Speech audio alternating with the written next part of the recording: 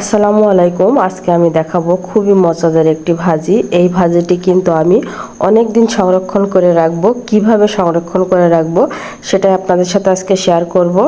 এখানে আমি নিয়েছি কুচানো আলু, পেঁয়াজ, গাজর, আদা বাটা, রসুন বাটা, মাংসের কিমা, আর নিয়েছি গোলমরিচ, টমেটো, সাথে আরও অনেক কিছুই থাকবে, পরিমাণ মতো লবণ, 1 চামচের বেশি সয়া সস। আর টমেটোটা দেওয়ার কারণ হচ্ছে এটা টমেটো সসের কাজ করবে, সেই জন্যই।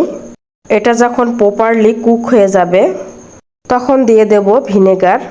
অল্প পরিমাণ দিতে হবে, বেশি দেওয়া যাবে না। আমি যতটুকু দিয়েছি 1/2 চামচের মতো, বেশি দিলে কিন্তু এটা খাওয়া যাবে না, সেই জন্য আমি অল্প পরিমাণ দিয়েছি।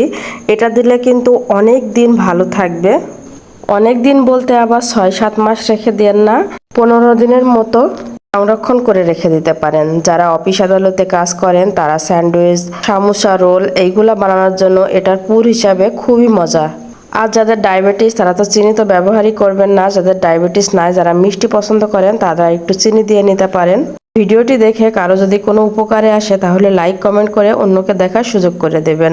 আজকে এই পর্যন্তই। আল্লাহ হাফেজ, ভালো থাকবেন সবাই।